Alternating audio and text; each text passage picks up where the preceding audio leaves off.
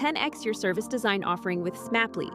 Take 20% off any order with This Is HCD 20 off. Let's superpower you and your design team's potential. Sign up at smapply.app. Enjoy the episode from your friends at Smapply, helping support This Is HCD podcast.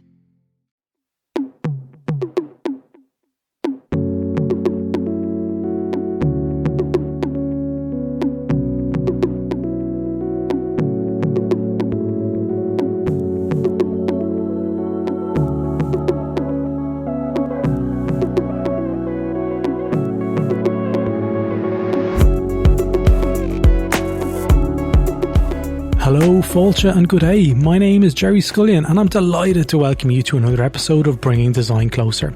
I'm the founder of This Is HCD, and I'm the CEO of thisisdoing.com, where we provide live online design and innovation classes for people around the world.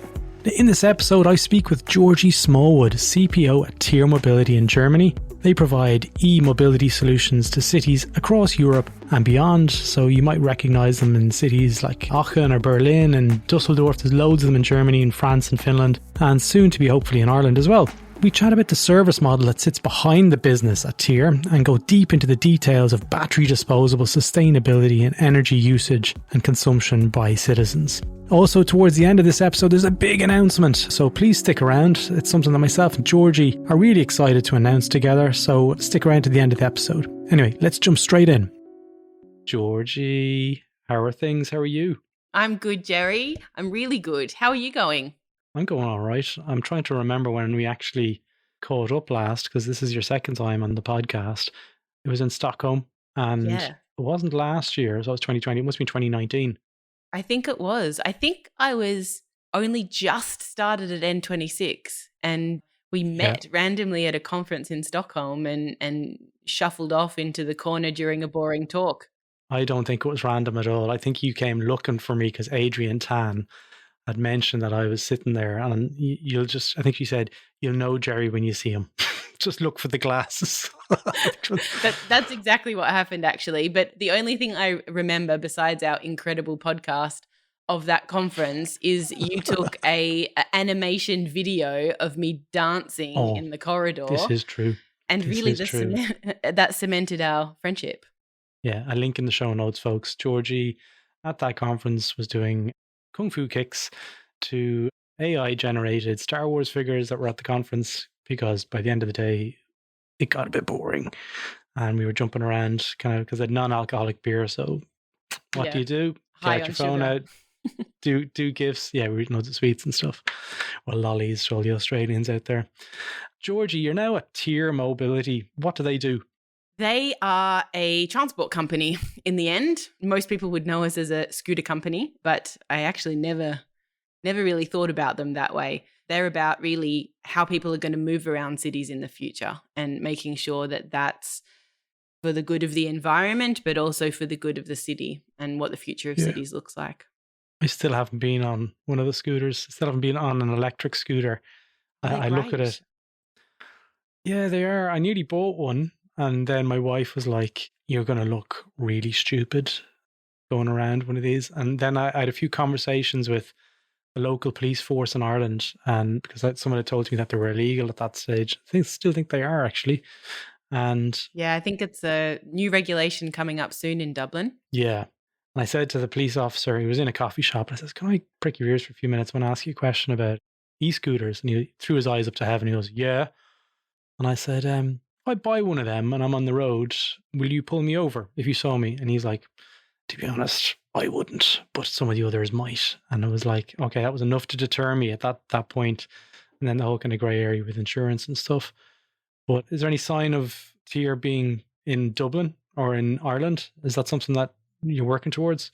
Yeah, so we have some really good relationships with the Dublin City Council and also a couple of institutes that look after accessibility and making sure that transport is accessible and friendly to everyone. So we've got some stuff there, and I think that there'll be some good news in the next coming months. Okay. So maybe that position will change. Well, that could be cool. Maybe I will get on a scooter. So you should. It's a funny thing, right? It's like any product. When it's a new thing, it's new to market, and you're trying to change the way that that people do something that they do regularly, there's always an adoption curve, and there's always challenges, and there's always regulation that needs to change. It's really funny. I always think back to when I started in digital advertising, and we were trying to sell these digital campaigns to people, and we're saying, but we can measure every single person that sees your ad. Like the return on investment here is ridiculous. You've never seen anything like it. And they were like, yeah, but I'm just going to pay 50 grand to put this ad in a magazine, which I don't know how many they have readership on. I don't know how many people skip over that page, but I'm good with the 50,000. But I'll give you 1,500 and you can prove to me what the click-through rate is, the readership, the impressions, the everything. Yeah. Like it's a bit at the beginning of those industries. You need to really take people on a journey, and scooters are part of that, but it's really about shared micromobility and how people are going to move around cities. Taking people on a journey is something that lots of the change makers that listen to the podcast are very much aware of. If they want to try and transform their organizations or transform how they work, taking people on that kind of journey takes more time usually, and it takes more kind of consideration and empathy to be people that you're trying to work with. So how does that work with, say, councils or local governments that in some instances may be kind of baked in kind of, how shall I say this, slow kind of responsiveness to change? Because your organization is obviously very fast. It's quick to react to industries, understanding the consumer, so forth. How do those two worlds work together?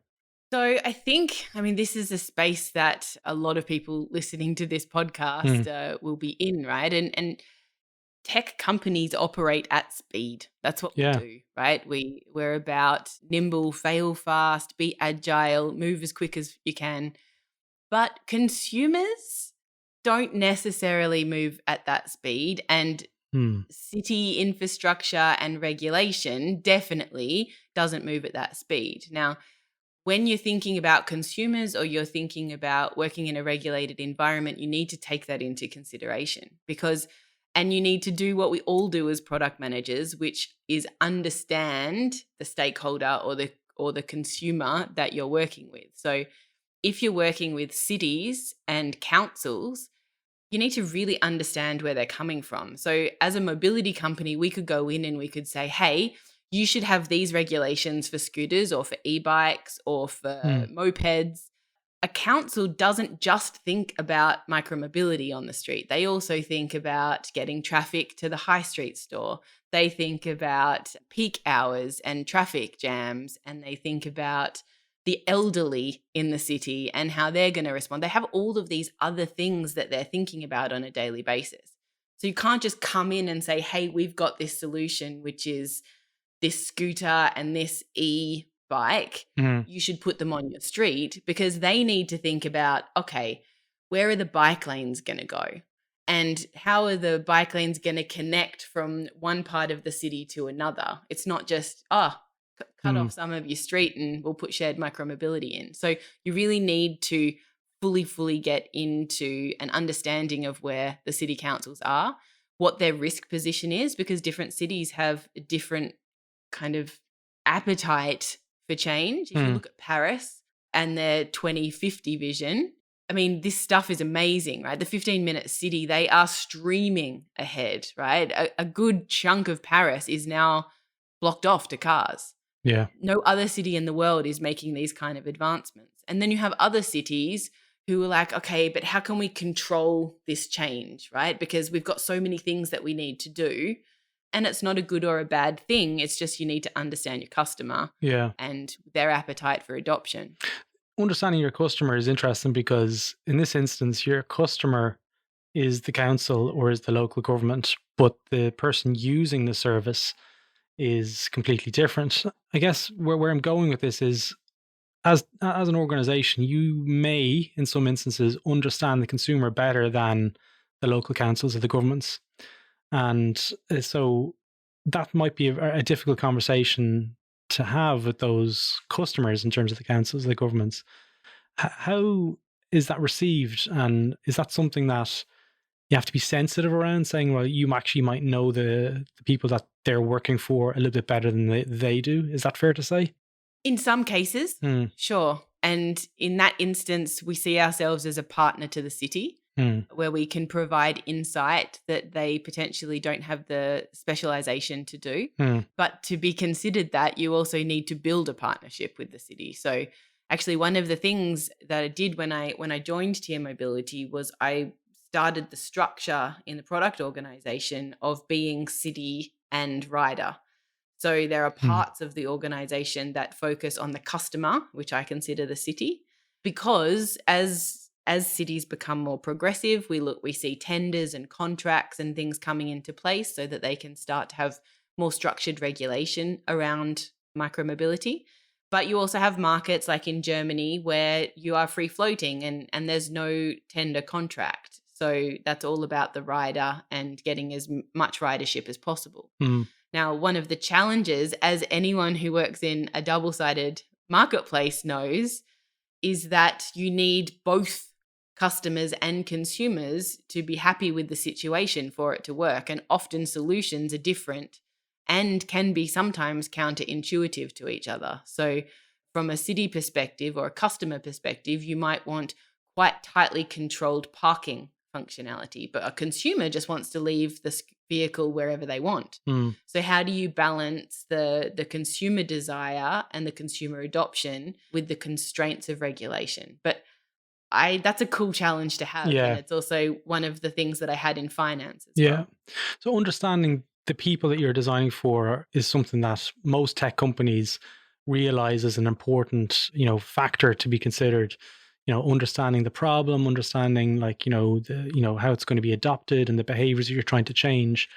How have you seen that problem shift across the cities? Or is it fair to say that people are generally, by the rule of thumb, pretty similar across the cities, especially in Europe where you're primarily working at the moment?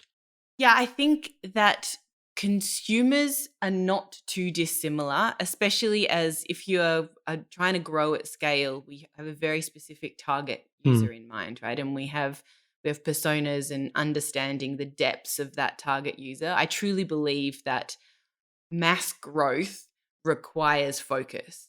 You can't build a product for everyone. It's not possible. What you'll do is you'll have a product that no one really identifies with. Whereas if you build a product for a specific group of people and you really delight that target user, then you actually build advocacy in that target user, and that then flows out into the mass market, and you can really start to spread the usage of your product that way. Yeah. Well, that this is doing, and Mark actually taught me this phrase is designed for the average, test for the extremes. So in that instance, who is your consumer? Who is the person that's going to be using this service? So it's an urban young professional, right? I think when you're looking at a target user, you have to look at it from two aspects. One is, who is the user that you can delight, and who is the user that you want to delight, right? Because one of the things that is complex about working in mobility is that you are everything. You are a hardware company and a software company. You are a consumer-led company and an operational logistics company. You have all of these dichotomies, I think that's the word. Yeah, you're a service provider. And so you need to take into account all of those things. Now, one of the things about when you're building hardware and software at the same time is these two things have very different operating ways of working, right? With hardware, we need the brief in for next week so that we can have that vehicle on the ground in maybe 20 months. Yeah. And so when you think about that, at the moment we have mopeds, we have e-bikes, and we have scooters. So the reality is that we are a vehicle for an independent person. Okay. So someone who is traveling by themselves, probably. You can have two people on a moped, but it's not a large percentage of our fleet. So I wouldn't consider it a target user. Can I just hang on one thing that you said there a second ago, like as young professionals? Why is professional in there? Why does it have to be a young professional? Why can't it just be? Actually, I want to hear what you have to say about that. Because the commute is one of the largest use cases for car travel under 5 kilometers in urban environments. Okay. So the person that, when you say young professional, it tends to be people who are working in offices or working in the city centre, and you're looking to make those short bursts of commutes. Right. That's interesting. Yeah. So when you're looking at that consumer, who in that sense is your competitor?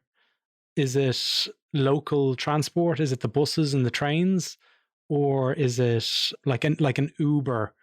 Like, I'm keen to understand what I your think ecosystem looks like. you have to take into account also why we're doing this, Hmm. right?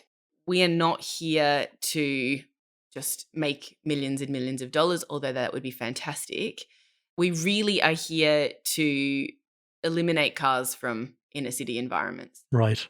So we don't want to compete. There will be some competition there will be some overlap with Yeah. public transport systems where people may choose because they don't want to be necessarily in a closed cabin because of COVID or Absolutely. because of some other reason. But our competition is car ownership. Yeah.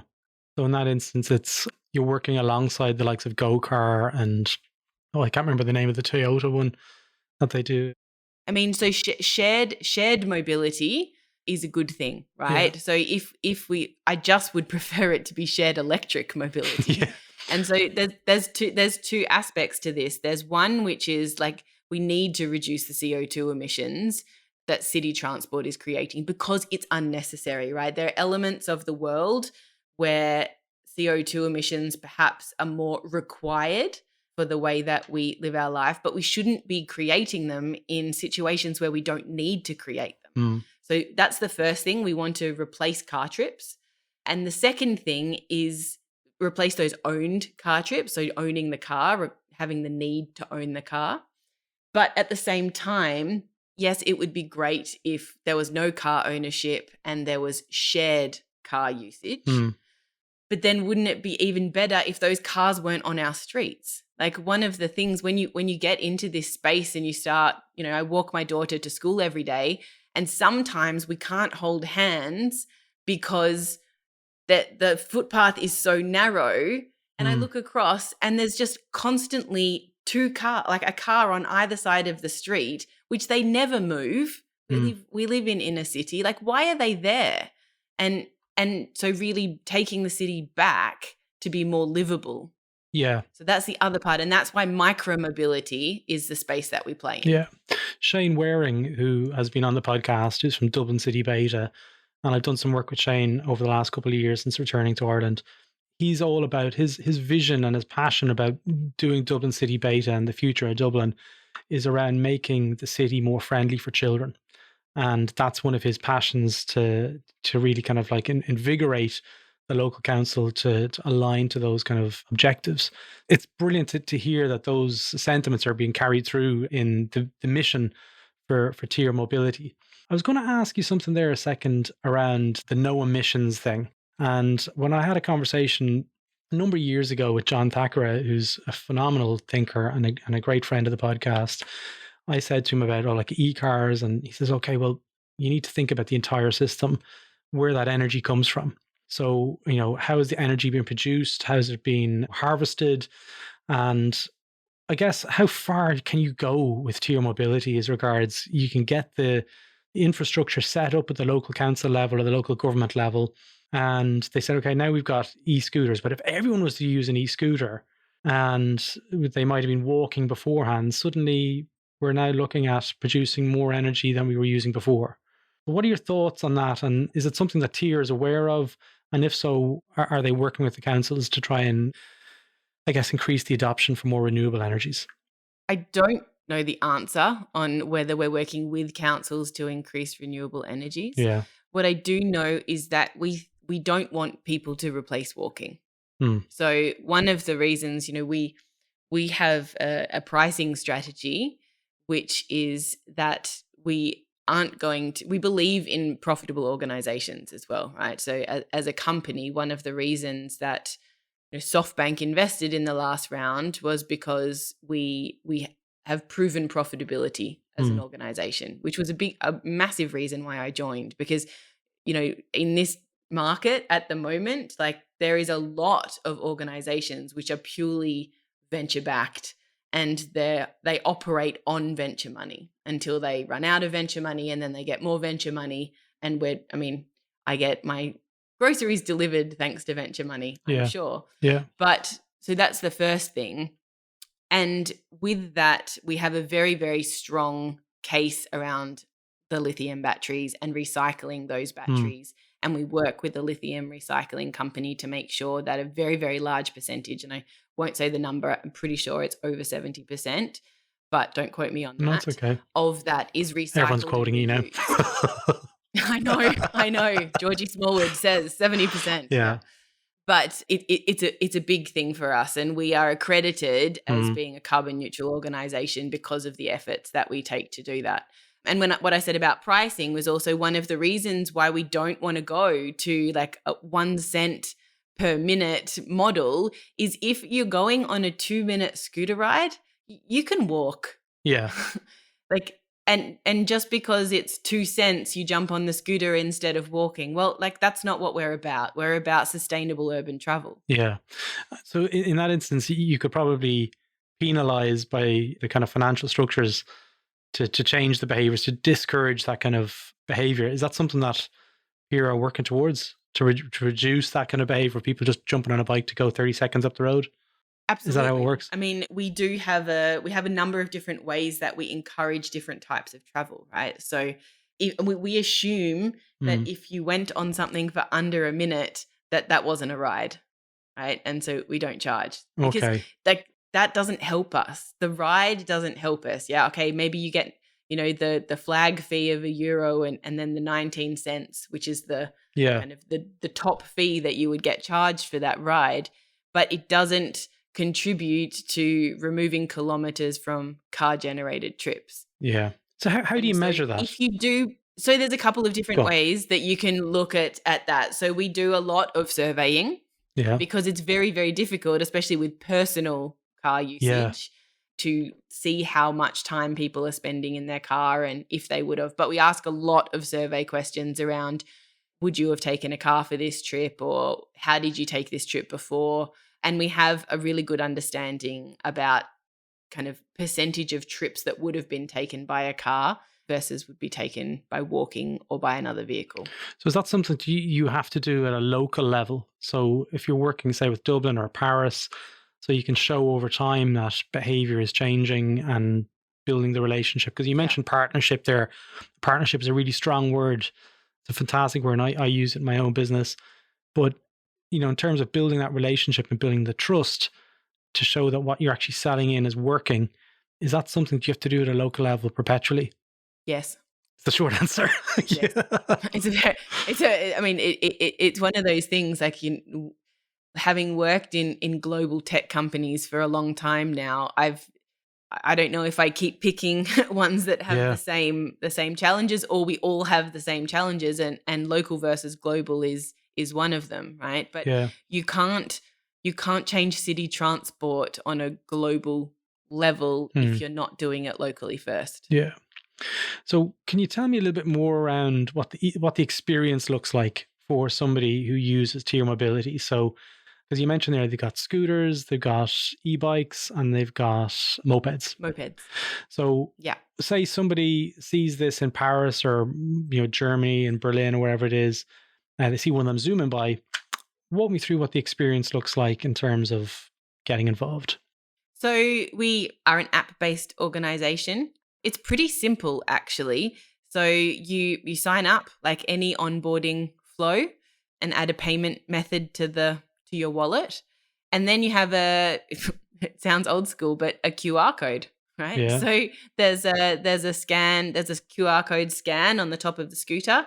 You can either pick a scooter in the app to start, or you can just walk up to the scooter that you want and you can scan it and the scooter will start.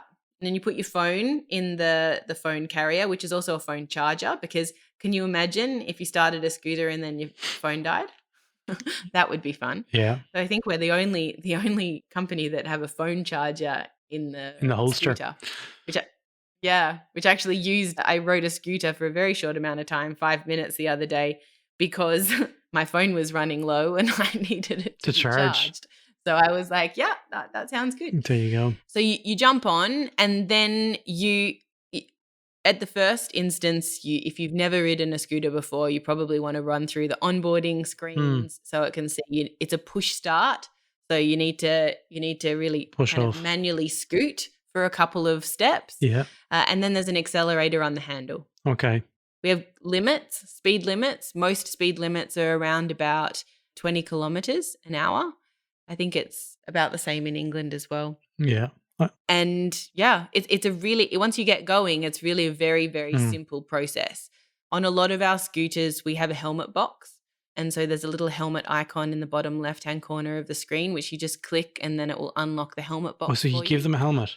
Yeah. Yeah, you give them, so. Because one of the things about helmet usage, I mean, I'm Australian and helmets were non-negotiable growing up, right? Like I remember we had summer holidays on the peninsula in Australia, in Melbourne. Yeah. And every summer I would get at least one fine from the police because I wouldn't wear a helmet. I was 14, right? So you got fined $25 if you didn't wear a helmet. And that is ingrained in me that on bikes, when you ride a bike or any kind of vehicle, you wear a helmet. So moving to Europe and seeing everyone, like hordes of bike riders on the streets without helmets on, just completely blew my mind, because we know that if you wear a helmet, it's safer. So then as an organization, if you want to actually change the future of mobility, it needs to be safe, right? It can't not be safe. It's a bit like saying, oh, we know seatbelts work, but we're going to build a car that doesn't have one.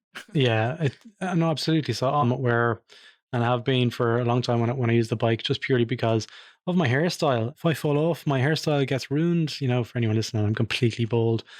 It just makes sense that I know if you fall off your bike and you hurt your head, it's not good. Yeah. But one of the things that I'm interested is the service model that sits around the maintenance piece for the entire ecosystem. So do people have to go back to a dock to put the scooter back in, or is it a collection policy? Because I'd seen two systems at play in Sydney. They tried to do the bikes, the bike sharing scheme, and it was an absolute, kind of, I don't want to use the terminology shit show, but it was as close to one of those as possible. You saw the bikes being put on top of bus shelters. I've got photographs of all these things. They were just being discarded everywhere, and there was piles of bikes being left by the side of the road, and it didn't work. So the dock system in Dublin seems to work quite nicely, where you have to bring it back to the base unit. Walk me through what it looks like in Tier's world. So there's a couple of different models depending on the market that you're in. So in some markets, we're completely free floating. So for instance, in Berlin, the entire market is free floating.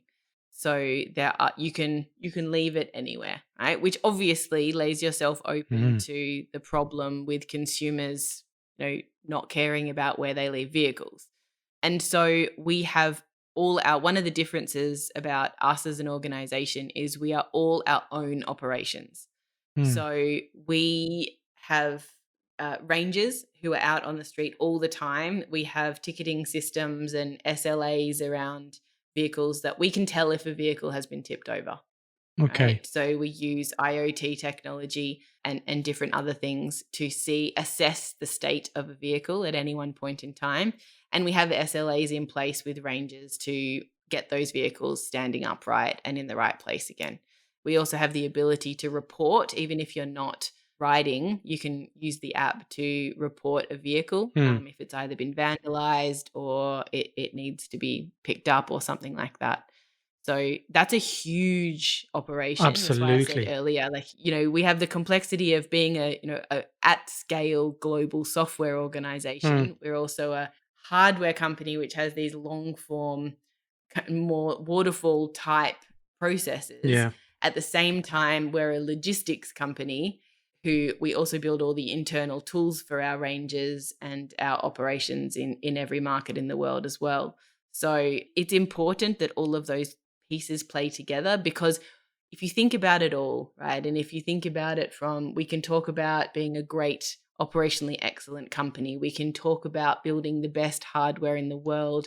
We can talk about what we're going to do to enhance the app experience or the software experience. But in the end, the only person that can actually change the way that cities operate and remove cars from urban environments is the consumer. Yeah. Like our job is to have a product that is reliable enough for the consumer to build a habit with. And this is hard because they own a car already, right? So this is a paid and done deal. So we're not talking about a 2-year horizon here. We're talking about a 5, 10, and 15-year horizon where when my daughter has children, she will let them play in the street because there won't be cars going around. And so if you think about all of the different elements, in the end, the consumer has to be the person that adopts the product and uses it. And that includes having respect for it and normalizing this micromobility functionality, because it's like any pioneer product. People don't necessarily know what to do with these things before they become mass market adoption. Yeah. Right. So people don't drive their cars on the footpaths. Why don't they do that? Because it's not the norm. It's not something that is the norm that's been created. Whereas when you're building something that hasn't been created before, you need to establish norms. And that doesn't happen in 6 months. Yeah. So with the scooters at the moment, they're being ridden on bike lanes and they've been ridden on footpaths, I can see in Dublin, and on the roads. So where's their... Ideally, they're not on footpaths. Zooming pie with kids in tow is not good. But where's its natural habitat now and versus the future? That's a really good question. It's roads, right? And we're in a phase at the moment where we do need for there to be infrastructure for that to be safe. Yeah. Right. So, because I mean, in a lot of European capital cities, Berlin has amazing bike lane infrastructure and mobility and pedestrian infrastructure. It's awesome. I mean, I take the scooter to school every day because it means that I can leave the house 15 minutes later than if I had to walk, which is great. Yeah. But it's also because, my street is not a quiet street, but it's supposed to be for local cars only. And my school is 2.5 kilometers away, but it's at the other end of the street. So I can take the scooter all the way to school. I can also take a scooter all the way to the office because actually I can map out using Tier. We have some navigation functionality which is being rolled out in different cities at the moment. What is the way to get to the office which uses bike lanes? Okay. So that's important as well, right? Because until we have a change in the way that cars move around cities, and we're seeing this more and more and more. For instance, Kensington High Street has bike lanes now. Dublin is pulling a lot of infrastructure together to make sure that there is pedestrian and micromobility infrastructure, whether that's owned bikes or other things. But we see cities starting to change. Now, it won't happen quickly, but we need an interim period where we make it safe for people to do that. So we use technology a lot. So one of the things that we do is use technology to detect pavement driving. And we tend to use incentive and encouragement to not do those things, right? So if we detect that someone is doing risky driving behavior, we will send them a message and let them know that we detected this. And if we see it multiple occasions, we may take action. We're kicking you out of the club, lads. Account. We'll kick you out of the club. Yeah. The bouncer. And with the docked solutions, I agree, right? There are a lot of cities who are looking at how they control parking. I'm not pro docks because I think that that's a really big infrastructure project to do that we can solve with technology. So one of the things that we do is we use this amazing technology called Phantasmo and use GPS. We can actually tell down to the sub-meter, to be honest, where you're parked. So for instance, I would much rather have digital docks, which potentially are, a square painted on the footpath or in a car park, and you need the vehicles to be Mm. parked in that zone rather than creating hardware infrastructure, which we bolt to the streets, and that we can't really change Yeah. that over time. So I'm going into a deep kind of question here at the moment around the usage. But if they're running on lithium ion batteries, it must have a pretty long life in terms of on a charge, because if you get lots of people repeatedly using the same e-scooter for an example, is there ever a case where the battery could die, or how does it get recharged if there's not a dock system? Are those rangers picking those scooters up and putting them on the back of a van and then bringing them to a dock? Walk me through what that looks like. So that's something that's really cool. And this is one of the things that doesn't scale, right? So you need to change the batteries. You do. And historically, the industry has pulled the vehicles off the street or used gig workers to charge those vehicles. Now, we didn't want to use gig workers, not because we don't want to support the economy, but because we want to make sure that people are adopting this type of mobility. Okay. And so we need to make sure that it is of a high enough quality and that the vehicles are charged properly in a safe and secure environment. So we were swapping all the batteries. We were charging all the batteries ourselves, taking all the vehicles off, putting them back on. Wow, that's a big operation. It doesn't scale for It doesn't scale for two reasons. One, because it operationally it's quite intensive. And two, there's work involved in getting vehicles that then take the scooters off and put them back. And you need big vans to do this, right? And so we're not removing cars from cities. We're putting a van, even if it's electric, that was my next question. On the street. Exactly. So what we've done is we looked at the market and we said user swapping, or the ability to user swap batteries, is a game changer. And so all of our scooters have user swappable batteries. So initially, for the first year, we acquired a company, and we've fully integrated that company into TIA. Okay. And so the first phase was get user swappable batteries or swappable on-site batteries in as many of our vehicles as possible. So our rangers could go out and they just had to take new batteries with them. They didn't have to move vehicles around. Okay. And so they could just swap the battery on site. Whereas now, in 5 cities now, we have what we call the TIA Energy Network. So we have partners in milk bars and some in news agencies, some in supermarkets, where we have battery pods. And actually, you can earn free riding minutes by swapping the battery yourself. Okay. And that's a complete game changer for a couple of reasons. So one is that it scales the battery massively across the network. But two, it means that we can offer different pricing and different accessibility of our product, different types of socioeconomic groups, without just blowing venture money, which is going to run out at some point.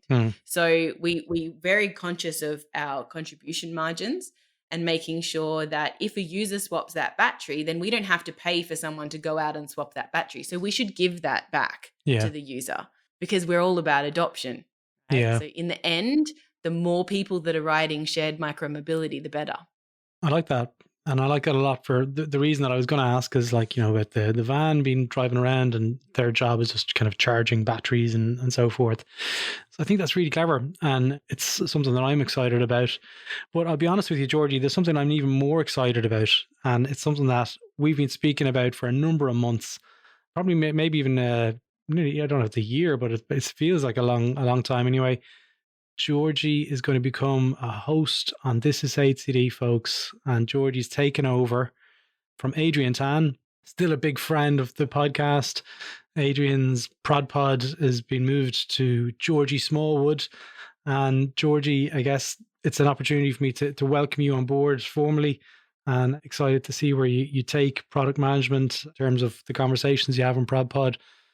So do you have anything you want to talk about as regards ProdPod and what were you going to discuss in your first couple of episodes? Yeah, I'm so excited. I can't believe I get to take over. It's slightly daunting from Adrian, but I'm going to try and do the role justice.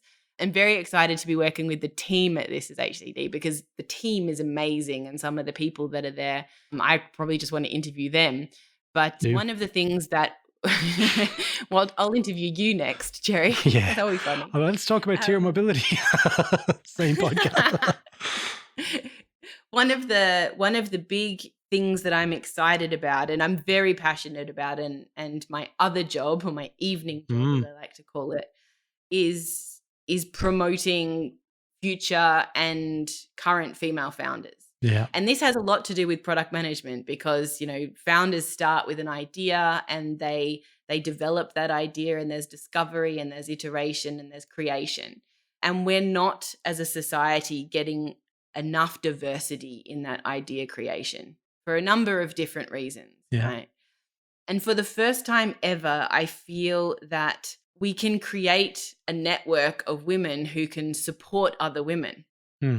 And so one of the things I'm really, really passionate about is shining a light on some incredible females that are building great products, whether that be in software or hardware or any other industry, but really shining a light on the role models for other women so that we can actually push the number of female-founded organizations up, especially in Europe, where VC funding went to 1% of VC funding in 2021 went to fully female-founded organizations, which is completely disgusting. Yeah. And only 12% of it went to founding teams that had a female in it. So that means 89% of VC funding went to all male-generated ideas and white male predominantly as well.